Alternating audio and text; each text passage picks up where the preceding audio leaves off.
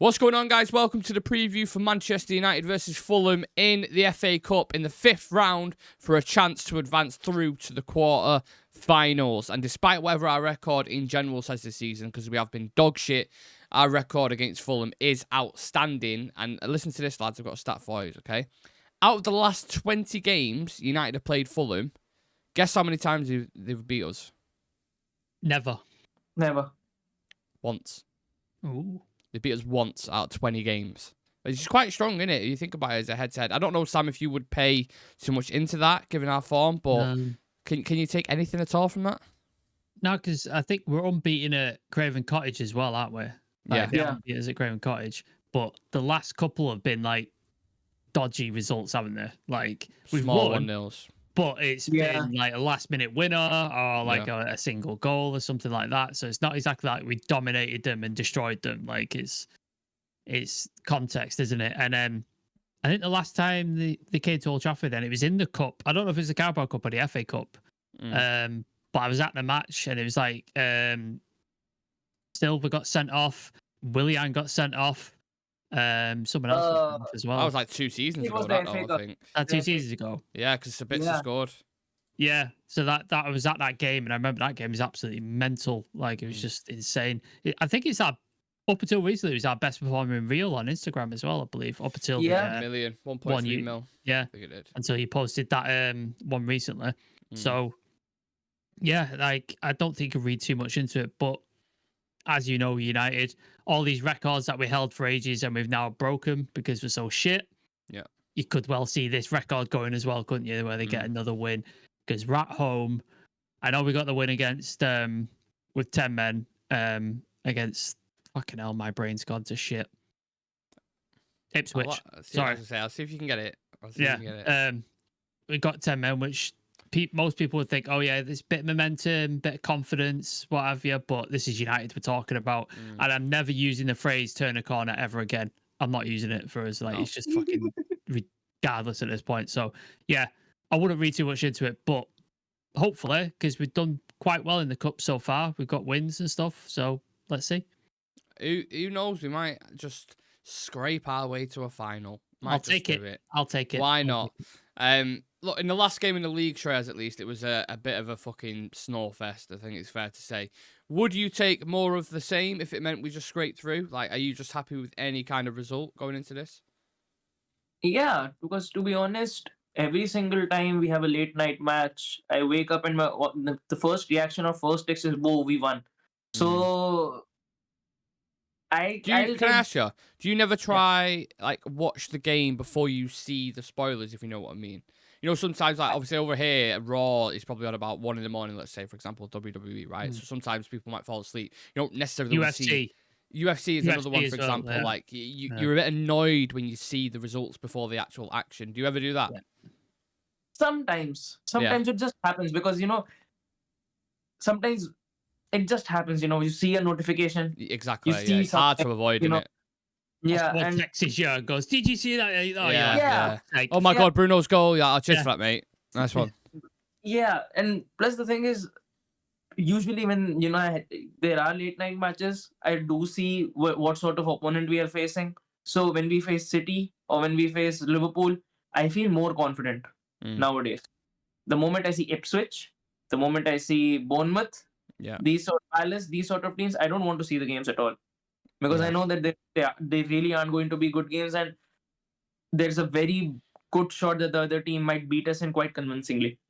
So overall, the performances haven't been good, but there was a lot of fight in our last game against Ipswich. Yeah. Considering, this team is a team which has blown away 3-goal leads while being a man down with 30 minutes to go.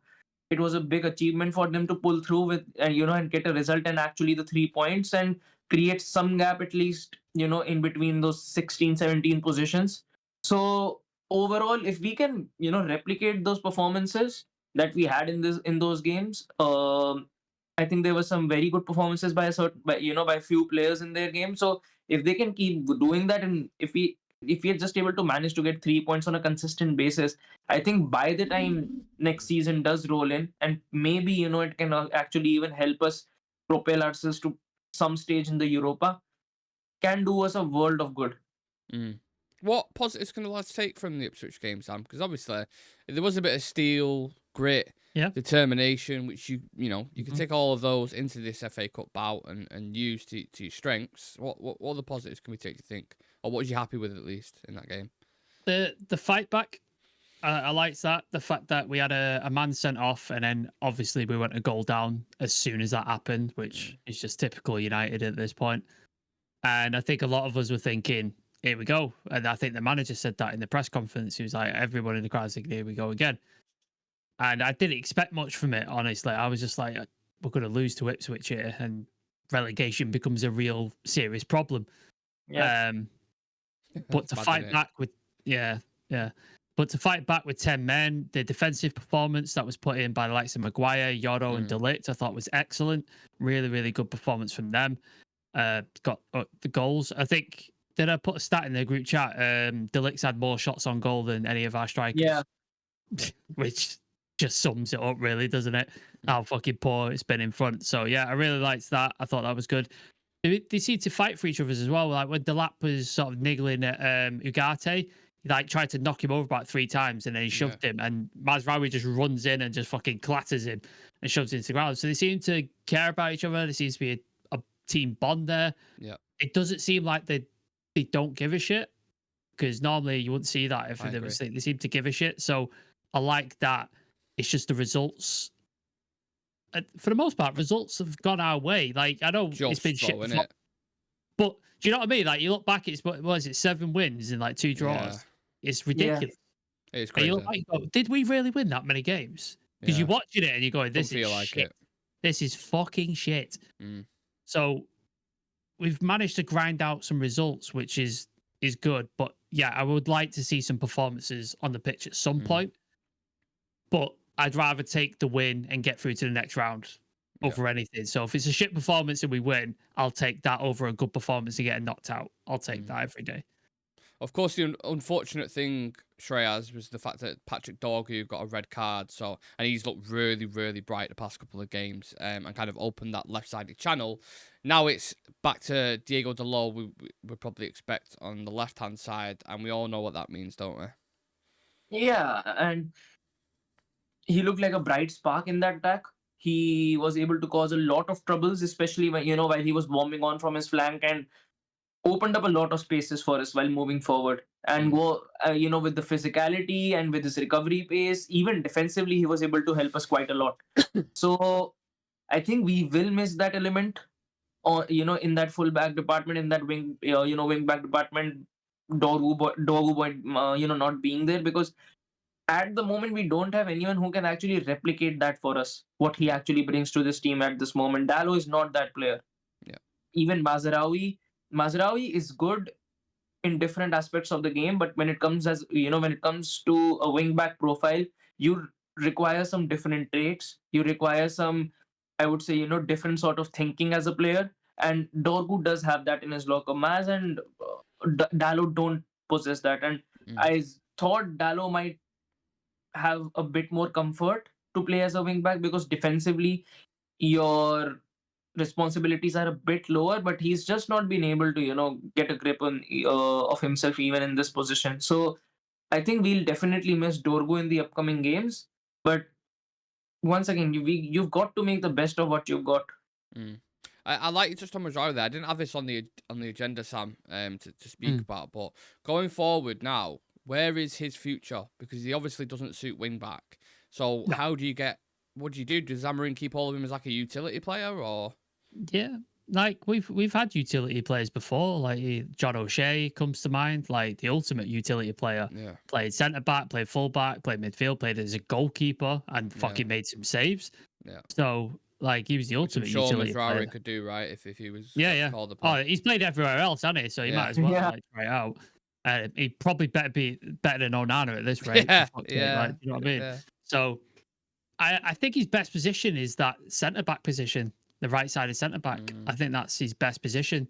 So to have him and Delict, maybe they're your 2 options at right centre back. I think that's a pretty good lineup. Like you can rotate between the 2. They've had their injury issues in the past, but this year, knock on wood, they seem to have been all right. Like Mazraoui came away with a knock, and he was a doubt for Yeah. Ipswich. He was on the bench, but then he played, so he seems to be okay.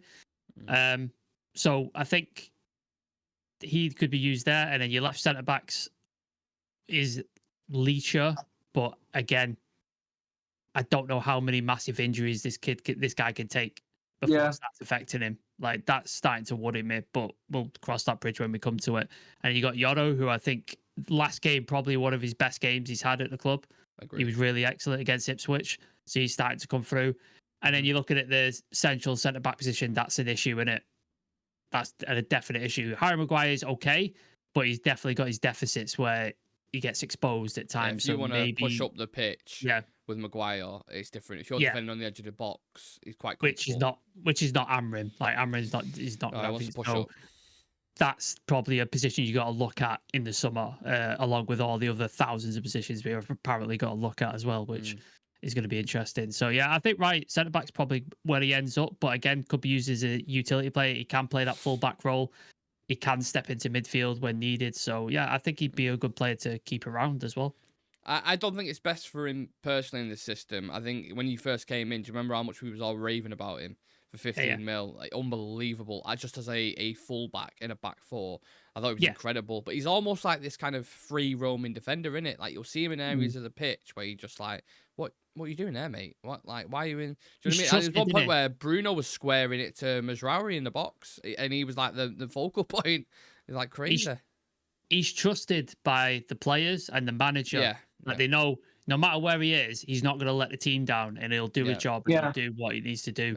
So I don't think players or the manager are too worried about, all right, you need to be in this part of the pitch. Like this is all where you stay. You do not venture over there. I think they're quite happy for him to move and go because he contributes to the team. Well, we did unlock a bit of a new threat in the last game, Shreyas. Set pieces seems to be a bit of a focal point for us at the moment. And Bruno, literally, the last 6 goals, I think, have all come from set pieces from Bruno Fernandes. Should we focus on that a bit more, considering how much we're struggling in the attack? Maybe the new Arsenal. Maybe our set piece coach will get a mural in Victoria Station in Manchester. Who knows? Yeah, and look, at this point, I don't really care set pieces, whether they throw the ball with their hands into the goal, as long as it counts, just get going with. Yeah, and I think especially, when you've got players like De Ligt, when you've got players like Maguire, set pieces are a good bet for you to get goals if you can deliver the ball into the box. And both of them, they're very experienced, especially in those kind of situations. When you look at Maguire, when you look at De Ligt. And De Ligt, even in the start of the season has shown that off set pieces, he can be someone who can cause a lot of trouble in the box. So overall, when you got both of these guys in the box, I think they create a lot of troubles, for opposition defenders, because they are hard. De Ligt is quite mobile when it comes to set pieces. He actually juggles around a lot, and if you are able to get in the perfect landing zone, then it's a 90 to 10% shot. So overall, I'm quite happy that at least, even though we are very worse, probably one of the worst teams when it comes to defending set pieces, at least on the other end, we are converting some of these, because any other team against us has been able to convert set pieces. So if we can at least convert some of ours, it I would say balances the pressure a little bit. I'm going to give you a bold shout here, lads. All right, you ready for this? I think our centre-backs are going to end up on more goals than our strikers. Yeah. It's probably true that. By the end of the season. I think Maguire and De Ligt could have 3 or 4, and Højlund and Xerxes still be on 3 and 2. Unless Chido Obi gets a run in the team and ends up... Scores a hat-trick in one game and becomes our top striker straight away. It's crazy, isn't it? But yeah, I mean, we've had centre-backs before who scored loads of goals. Steve Bruce scored 19, I think, in a season, which is crazy. You had Ronald Koeman, who scored 25 gols in a season as a centre-back. Crazy. John Terry scored quite a few as well. Yeah, he got a decent record. Yeah. There's been a few. But yeah, in regards to the competition, just before we move on to the stats and the opposition, out of the teams who are left, who do you lads think win this? You've got Villa, Palace, Newcastle, Bournemouth, Wolves, City. Newcastle, Brighton, Fulham, Forest, and Ipswich, who are the big teams left. Presuming the favourites win the round. Obviously, of course, there could be a couple of shocks. Hopefully, the shock being Plymouth knocks out City. But out of them ones, are there any names straight away where you think either don't want to face them or they might win the whole thing? I think if Plymouth do beat City, I don't want to face them because I think we will lose to Plymouth. Like that is going to Yeah. Some going that one it to knock out City and Liverpool. Yeah, so they'd be a problem. I wouldn't have any fear facing City because I think we would get up for it, and I think we'd be up for it. Villa, we seem to have a good record against. We haven't lost to them. Seem to seem to have a good record, so they don't sort of bother me. Bournemouth, I'm scared about. Brighton, I'm scared about. Would Rashford be able to play in that Villa game? No, he's on loan. So. All right, okay, be interesting. Yeah, I don't want Bournemouth. I don't want Brighton. I definitely don't want those two. They will batter us. They will fucking batter us. So I don't want them. Who do you think will win the full thing? Who would you have as your if you've been given £1,000, put it on that team? Who's winning it? I'd say it's us and City in the final. Really? Yeah. Yeah. I don't see that, mate. I think there's going to be not a surprise one, but I don't know. I could see maybe a Brighton or a Forest getting to the final. I'd like to see that. That'd be good. Yeah. That'd be nice for another team to win. Yeah, I agree. Yeah, rather than your typical fucking Liverpool or whatever. You know what I mean? Just think when it comes to. Go ahead. If we can't win it, I don't want City to win it. So any of the other teams, I'm fine with. That's fine. Okay. So Bournemouth, Brighton, they can all win it. That's fine as long if we don't win it. Go try. I just think personally, I think Villa have dropped off a bit, and I think they are right now focusing on a lot of competitions. They're focusing on their position in the league. They're focusing on the Champions League as well. Yeah. So I think in the league, they'll to some point even want to slip up, because they've got a lot to actually actually make up for in the league. They are right now in the 10th spot as well. So they've got a lot of ground to make up for. Then you look at Nottingham Forest. Forest have dropped off as well in the past few weeks. They haven't been able to take as much points as they probably should have. So the one team that I do think can be a dark horse is Brighton, because they are a very unpredictable side. Have you watched them in the last game or something? I watched them against was it Bournemouth? Yeah, it was Bournemouth, wasn't it? Mm-hmm. They're playing some nice football at the minute, Brighton. Yeah. That fluidity in the front four, honestly, it's with the form that Matone was in. João Pedro looked really, really good. Welbeck came on and scored, I think, as well. Yeah. Like that Minto as well on the right is a fucking problem. Believer as well. Ayare, some really, really exciting talents there, Brighton. Yeah, look interesting. I think they might do something in this. And like we said, it'd be nice for them to win it, I suppose, rather than a traditional, kind of big club. But they've got their own fixtures to worry about. Let us know if you are watching who you think could go on and win and who you would not want to play in the next round in the quarters. Get it in the comments section. And we'll take a look at those. Just a couple of stats for you. Man United have progressed from their last 9 FA Cup ties against Fulham since a 2-1 quarter-final defeat in 1908. Fulham are looking to reach the FA Cup quarter-final for the second time in the last 3 seasons, beating Leeds United in 2022. And Bruno Fernandes has been involved in 11 goals in the last 11 games in the FA Cup, scoring 7 and assisting 4. He's only failed to register a goal or assist in 2 of these games. So, obviously, he's probably going to be the majority of people's ones to watch. Now, on Fulham, lads, they are the definition of a mixed bag. They've competed against the big teams and got some big results, but they've also put stinkers in against teams near the bottom of the table. Just very, very bizarre team. In the last game, they beat Wolves 2-1 with Sessegnon scoring his first goal in years. It's felt like he's not had an opportunity in the side for a long, long time. And in the run in the FA Cup so far, they've beat Wigan and Watford in their path. Raul Jimenez is their top goal scorer on 9 goals, but they've had others who have chipped in. Iwobi's on 7. Harry Wilson hit a purple patch recently as well for him. So they have got options for this game. Sam, are you more worried about how they set up as a team rather than focusing on individuals? I think they've got individuals who definitely could cause problems for us. Iwobi, up until recently, looked like a really big danger threat for them. He's kind of gone off the boil a little bit in recent times, but he seems to be pulling all the strings for him, so he does worry you. Their goalie always seems to have a good time against us as well. Every time we face him, we pepper him with shots, and he just seems to save everything, and then we'll get like a last minute winner or something. Like that tends to be what happens. So he's always a bit of an issue. Jimenez, I know he's their top goal scorer, but he doesn't worry me. Like I just don't. I don't Clip think that he's up. that good. Yeah, he's going to score a hat trick now, isn't he? He just doesn't worry me too much. So I think Maguire, Delict will deal with him. It's not a problem and stuff. Yeah, individuals worry me more than the system because, like you said, they're inconsistent. Like Michael Silva plays a certain way, and then certain teams he seems to be able to beat, and then other teams he really struggles with them. And like we touched on it right at the beginning of this video, we seem to have their number. Like we don't seem to lose to them, and maybe that's a sort of psychological thing as well in Fulham's heads and Michael Silva's heads. So yeah, I'm not that worried. I just think our own lack of performance will be the thing that will be our downfall, rather than being outthinked and outbeaten by Fulham. That's going to what our downfall will be. Yeah, do you think it's going to be a game, Shreyas, that kind of depends on fight, desire, commitment, these kind of things? And because obviously Fulham have a lot of runners, don't they? So it's about staying focused. It's about keeping up with them and applying the pressure, especially when you're at home. Yeah, and look, Fulham will try as much as they can to start this game on the front foot, get an early goal against us because they would want to see us panicking and then take the game away from us. So we need to be on our toes.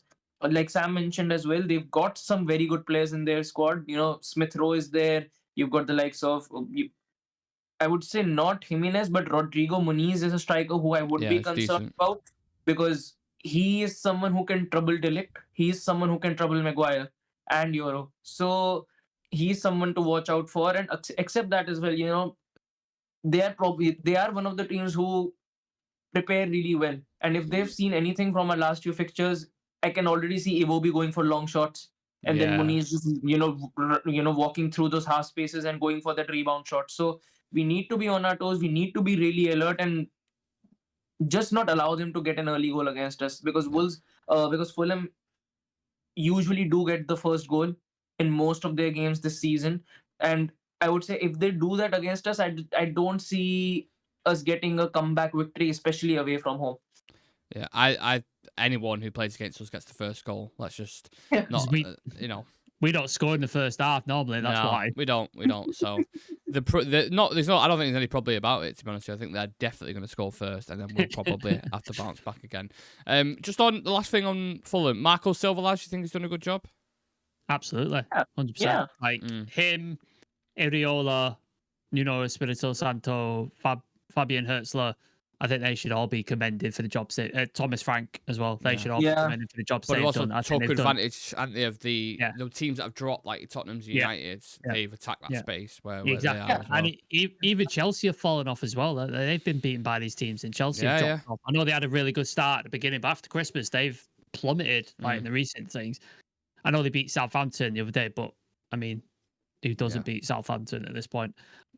So yeah, I think they should all be commended for sort of like what they've done.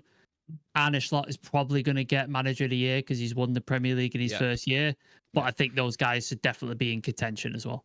Absolutely, especially if one of, I mean, if like a Bournemouth get European football or something, that'd be crazy. Amazing. Yeah. Ones to watch this game, lads. I think we're probably all going to have similar ones. I've gone with Bruno and Iwobi just for obvious reasons. I'll go Bruno, but I'll touch on Anthony Robinson as well because I didn't mention him before. I think he's an excellent fullback. Top player. I think he could play a wing back as well. I think he's very attack minded. He's got a good cross on him. He gets forward. He's got the legs to get back as well. So I think he should be in consideration if we're looking for a possible wing back. 100%. In the summer, I think he's definitely under consideration. Prem proven. Was he 26? So very experienced. Don't have to worry about him too much. So I think he should be under consideration. Obviously, if Fulham are going to be like, no, it's £70 million, then go elsewhere. But he should be on consideration. So I'll shout out Anthony Robinson. I think he's a very good player. He's got 10 assists this season so far. There you go. Robinson. He is dangerous in the final third. Shreyas, who are you going with? Wants to watch? I'll go with Bruno and Muniz. Bruno Menez. Okay. I feel like Menez is the name that keeps ringing in my head. I don't know why, but I'm thinking he might cause some problems on Sunday. Right. 5 quick fire questions. Manchester United versus Fulham in the FA Cup at Old Trafford. One player you would take from Fulham. Robinson. What percentage chance do you give us winning the FA Cup again? 32%. I'll go 35. Oh, I'll go 36. I'll top you both. Okay. I'm joking. I'd probably give us a 15% chance. No, I'm joking. If everyone was fit and available, what players would you draft in specifically for this game? Dorgu would be a good one. Lissandro. Lissandro would be another one. I think Yon will play well though against things, so I don't agree. really have an issue with that. We haven't got anybody. Ahmad, wing back, right wing back. We'll have to play Dallo. I'm surprised none of you said Ahmad first. To be fair, I was a bit like, I forgot. I'd even pull in Mount. In a 10, yeah. I think it'd be important in this kind of game with legs. Yeah. There you go. Yeah. Bayende. Yeah. Heaton. Yeah. Anybody. Just give me somebody. Will we score first? No. Prediction for man of the match. Bruno. Ugarte. I like that. He's going to have a lot of work to be doing on Sunday. Okay, let's go into the teams then. Sam, yours is on the screen first. Walk us through that, please. So back line is just what we got available. I don't think we've got anybody else. I hate that Dallo's at left back, but Dorgu's out, so that's what we've got. I know we've got Lindelof, but I just think, I'm not putting him in. Paul Lindelof. Midfield, I'd like to change Onana as well, but obviously there's no goalkeeper fit, so there you go. Yeah. Ugarte and Bruno, I think, is the midfield you need, because I think if you play Casemiro with anybody, it's just an open wide thing, and you can't put Eriksen in the 8 or the 6. It's just not a good idea. So it has to be them two because Mainu's out. And then the 10s, I've put Eriksen in there just because I think with the Garnacho thing that happened, I saw the comments from Ruben Amrin. He said he's going to buy dinner for them and we've sorted it. But he also said he's got a knock. He got a knock on the thing, so they have to see how he is coming into this game. So I think maybe he puts him on the bench. So that's why I put Eriksen in there with Xerxes and then Højlund, because I'd love to see Chido Obi start, but I just don't think he's going to do it. I'd love to see it, but I just don't think he's going to. Okay. Shreyas, we picked a similar team, didn't we? So let's go through ours together. And we've both gone through a bit of a niche shout. We've said Garnacho will still play despite the things, which could be touch and go. Yeah. But Chido up top. Why? Why Chido up top? I think in the past few games, we have seen him get a few minutes. And I think what better, situation to actually, give him a start than this one. Højlund has not been firing. And we do need a change of space. We do need a change of air when it comes to that attack. And maybe, when you have some like Chido up top, maybe it creates a sense of freshness in that attack. Whether it's for Xerxes, whether it's for Bruno, because you need to change something about, because clearly it's not working out right now with the kind of attacking setup that we go in with every single game. And one thing I liked about Chido in the game, I don't remember, I think in the Everton game when he came on, he was actually making runs. Yeah. When he did come on, we were actually able to, put Everton a bit more deeper into their half, which wasn't the case when the game started with Højlund. So, maybe he gets a full game and we can actually evaluate him better as to how far along he actually is. Is he ready to take the mantle on?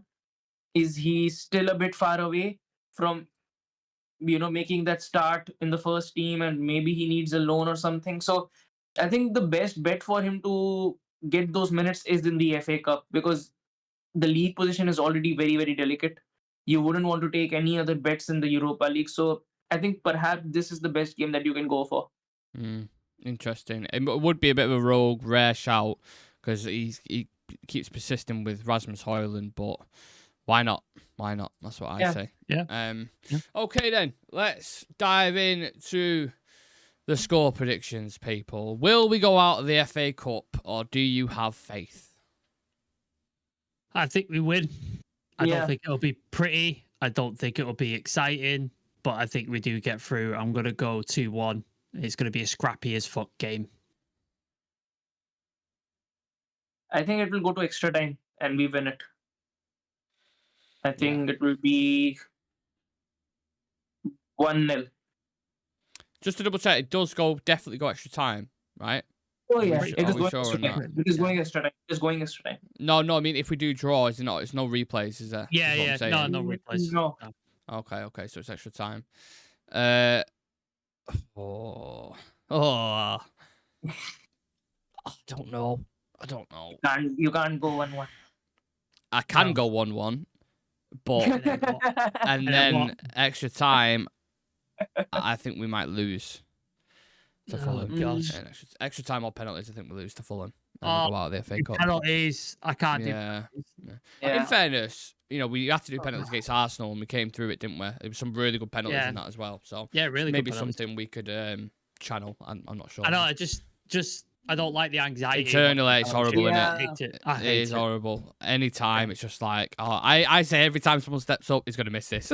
Just because I don't believe in anything. No. Anyone who's taking a No. penalty, I'm like, he's gonna miss. Especially- He's gonna miss. Especially when it's Bruno stepping up, I just feel this time it's going over the bar. I hate do you know the slow walks that they do sometimes to Yeah, pen? yeah, I'm yeah. like, mate, what are you doing? Just run up to the ball and put your fucking foot through it. Don't be doing all this. I Hate it.